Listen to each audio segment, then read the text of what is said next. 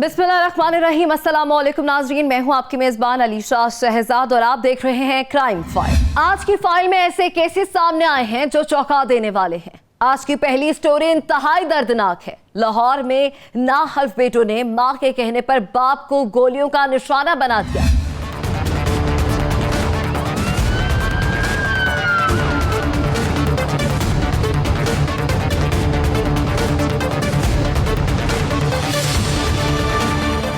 चीचावतनी में कब्जा माफिया से स्कूल छुड़वाना नंबरदार का जुर्म बन गया। कब्जा माफिया ने नंबरदार को बेदर्दी से कत्ल कर दिया।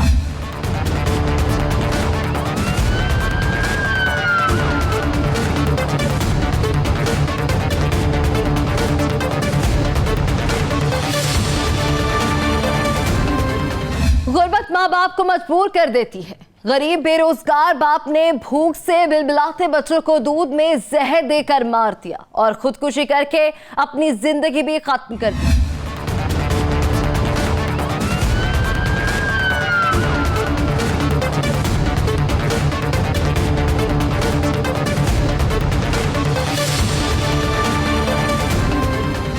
शुजाबाद में महज शक की बुनियाद पर तालिब इल्म ने नौजवान की जिंदगी ले ली। शातिर तालिब इल्म ने वालिदा से शर्मनाक ताल्लुकात के शुबे में एक शख्स को गोलियां मारती हैं। बहुत सी सच्चाइयां आज बेनकाब होने वाली हैं।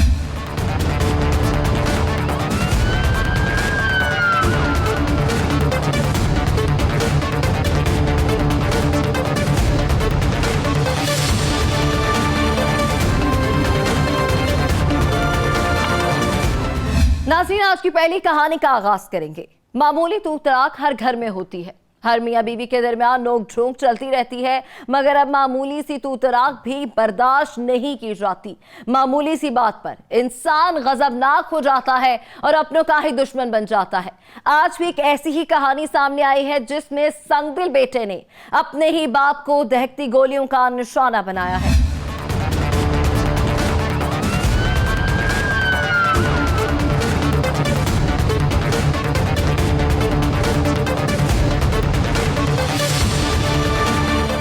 मामूली सी नोक झोंक तो हर घर में होती है।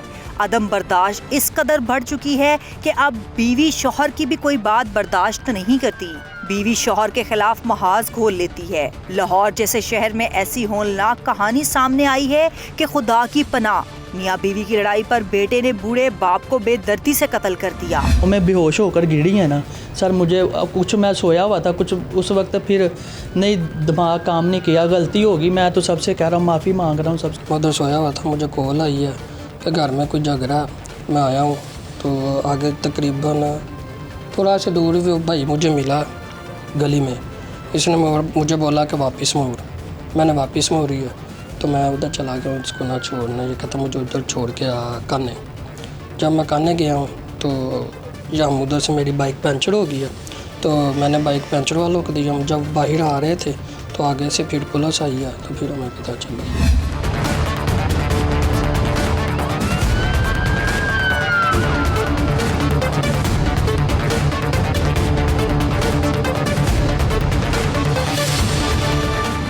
नाज़रीन, नाकल बेटों ने बूढ़े बाप को 3 गोलियां मारी हैं। बेटे अपने जुर्म का एतराफ कर रहे हैं। माँ बाप की मामूली सी नोकझोंक पर बेटों ने माँ की बात सुनते ही बाप पर असलहा तान लिया। आखिर ऐसा क्या माजरा था कि बेटों ने अपने शफीक बाप को ही कत्ल कर दिया था? क्यों बेटे बाप के दुश्मन बन गए? बेटे तस्लीम कर रहे हैं कि उन्होंने जुर्म किया है। क्या एक बेटे ने ही बाप को कत्ल किया है या दूसरा बेटा भी कत्ल में मुलव्विस है? ये जो लड़का जिसने वालिद को गोली मारी है, इसके बाप और माँ का आपस में झगड़ा था। जो माँ और बाप का आपस में झगड़ा ऐसा तवील होता गया, हालात ऐसे ख़राब करता गया कि वो बाप की ज़िंदगी लेने तक आ गया।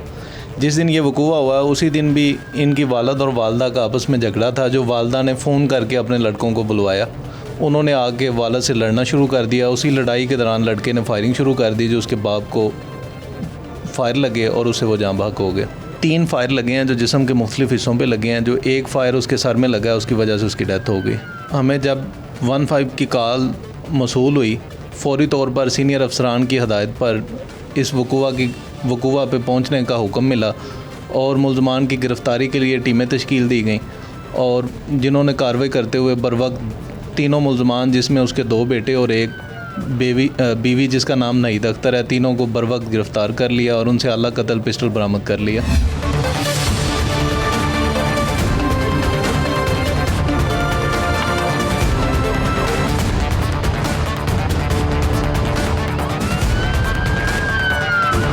पिस्टल जो है वो उस पर नंबर तो लगा हुआ है, लेकिन हम उसे चेक कर रहे हैं कि वो लाइसेंसी असला है वो इसके अपने नाम पे है या किसी और के नाम पे है। इंशाल्लाह वो एक आध दिन तक वो मालूम हो जाएगा हमें।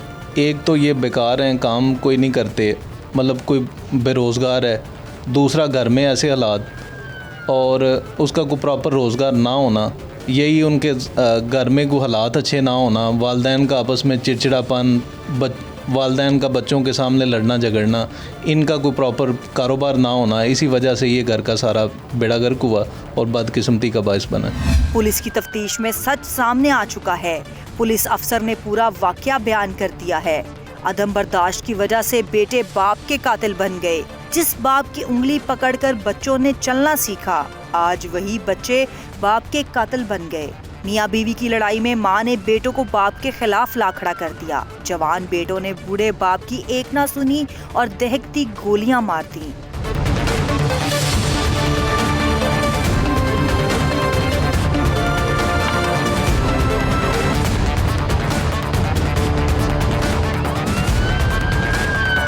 हमारे माशरे के लिए इसमें यही सबक है कि जब बच्चे मैच्योर एज को पहुंचना शुरू हो जाएं तो वालिदैन को अपनी ज़िद और अना को छोड़ देना चाहिए।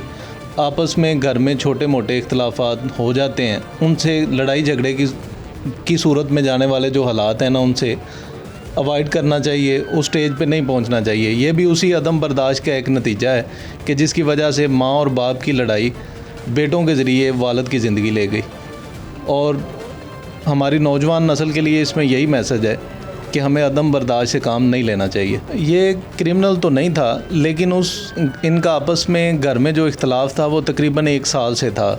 इनके वालिद और वालदा की जो एक ही घर में रहते हुए एक किस्म की अलहदगी थी कि वो ड्राइंग रूम में अलग से रह रहा था, वो घर के दूसरे पोर्शन में रह रही थी।